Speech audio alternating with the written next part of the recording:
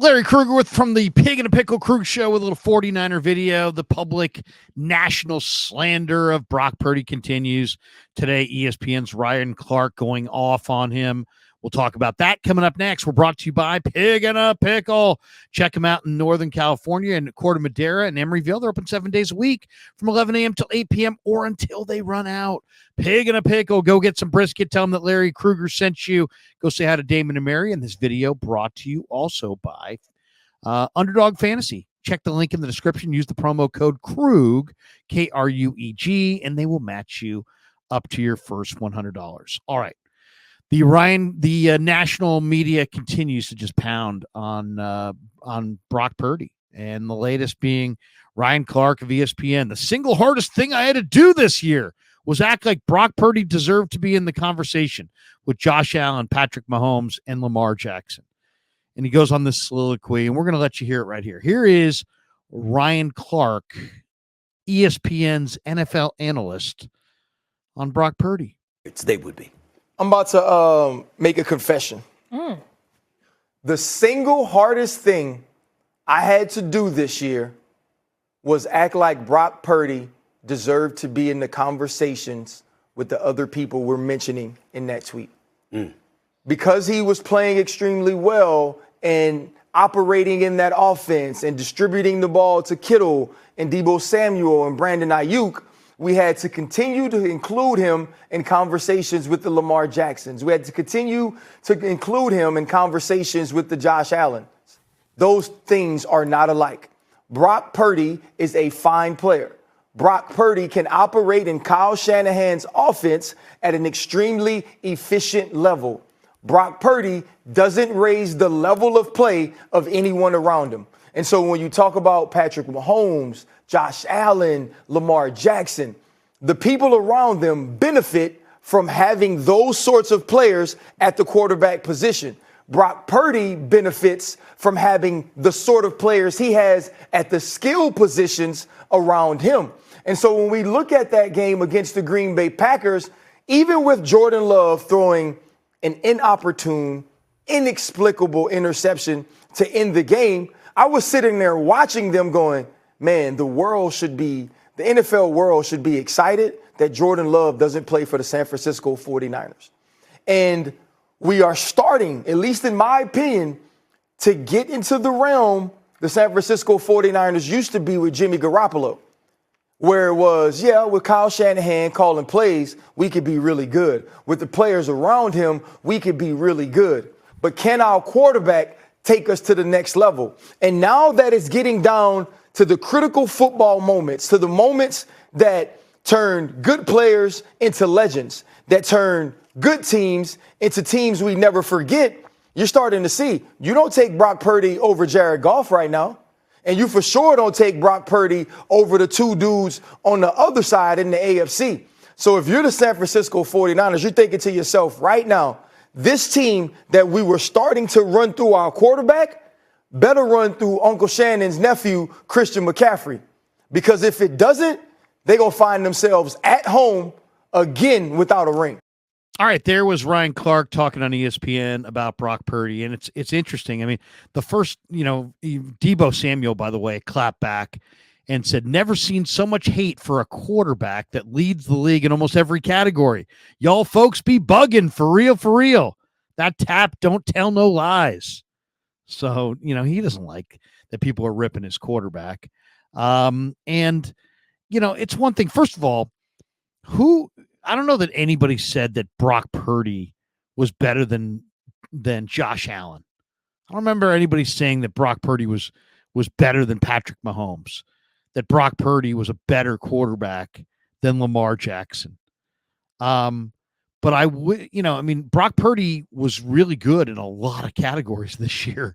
I mean, most of the offense categories, he led the NFL in quarterback rating. I mean, he led the NFL in like 19 different quarterback categories. I mean, he was top 5 in almost all of them. So unless all these numbers mean nothing, then maybe he does belong in that category with those guys as far as, the MVP debate. And if you had excluded him from the MVP debate, despite all those numbers, I think a lot of people would have questioned you. But now you're basically just saying, hey, you know what? He was elevated by Shanahan. He was elevated by the weapons, and that Brock Purdy doesn't raise the play of the players around him. And does he not raise the play? I mean, you don't think Brock Purdy had a lot to do with the 49ers being the 1 seed in the playoffs? I mean, no? Nothing to do with that, huh? Had nothing to do with the 49ers' success as a team individually. Nothing. He's the quarterback of the team. So he benefited, he benefited from Deebo and Ayuk and all those guys, but they never benefited from him. Now, the criticism is getting so intense that it's almost forcing guys like Deebo and Ayuk to go on social media and defend their quarterback. It's unbelievable. And, the 49ers were the only team in NFL history this year to have a running back, 2 wide receivers, and a tight end all have more than 1,000 all-purpose yards. And he was the guy throwing them the ball. But he doesn't deserve any credit. I mean, what? Why not? Brock Purdy's 17-4 as a starting quarterback, but he doesn't get credit for that either. That wasn't him. I mean, at some point, you got to start to wonder. Let's talk about what Brock Purdy's actually done in the NFL. He comes off the bench in week 13 as Mr. Irrelevant for Jimmy G. He hadn't played since August. Didn't play in September, didn't play in October, didn't play in November. It was the middle of December. He had sat for 3.5 months. Comes off the bench, beats the Dolphins, comes from behind, goes 7-0, wins a couple playoff games, gets knocked out 6 plays into the NFC title game, has major elbow reconstruction surgery. This year, he was top 5, top 10 in almost every major statistical category, led the Niners to 12-5, led the Niners to the number 1 seed, and then didn't play well in this game against Green Bay, but went 6 of 7 and would have gone 7 of 7 on the final drive if George Kittle doesn't drop a ball that he put right on Kittle's hands. And the Niners beat Green Bay, and he comes from behind and leads them to victory and goes, could have gone 7 for 7, instead goes 6 for 7. But we're still talking about a guy that, with the rain falling, wet football, all the pressure in the world, all the expectations in the world, completed 85% of his passes and led the 49ers to a come from behind victory and a spot inside the NFC Championship game. The guy's 17-4 as a starting quarterback. I mean, come on. He's 3-1 in the playoffs. He's really 3-0 for every game that he really played. I mean, he played 6 plays against the Eagles. Other than that, he's played in 3 playoff games. He's won them all. Back-to-back appearances in the NFC Championship game. I mean, what are we talking about? At the end of the day, what are we talking about? And for Ryan Clark to get all melodramatic, what a low point for me that I had to pretend. The single hardest thing for me to do was to pretend that Brock Purdy belongs with Allen and Mahomes and Jackson. Well, he did as an MVP candidate. Isn't that what the MVP discussion is about? It's about the guys who had the numbers. But I don't think anybody's saying that Brock Purdy's better than Mahomes or better than Josh Allen. I mean, he's not saying that. Most people like myself who believe in Brock Purdy feel like he's a top-tier NFL quarterback, but we don't put him over Mahomes. We're not putting him over Josh Allen. We're not putting him over Lamar, who may win his second MVP this year. I mean, he played head-to-head against Lamar, and Lamar outplayed him and played much better and won the game. In my opinion, Lamar won the MVP that night. But let's not pretend that Brock Purdy's garbage and he doesn't raise the play of the 49er players. Well, Deebo said Deebo would push back on that. Kittle would push back on that. Ayuk would push back on that. It's one thing to say, hey, you know what? Mahomes and Josh Allen and Lamar Jackson are in a different category than Brock Purdy. But the reason you were talking about Brock Purdy, Ryan, was because he was having an MVP type year according to the numbers.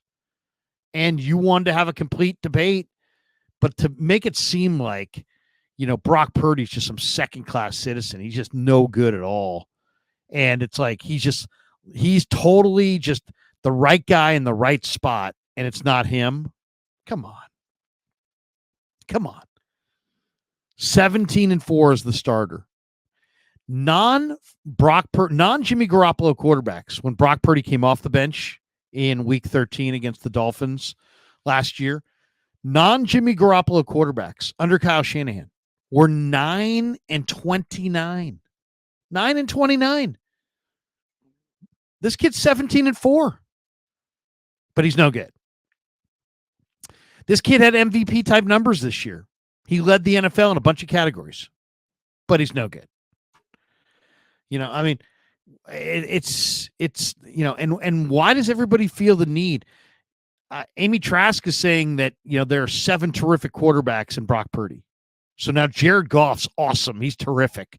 Baker Mayfield is terrific. But Brock Purdy's just lucky to be there. And it's all Shanahan. And it's all these weapons.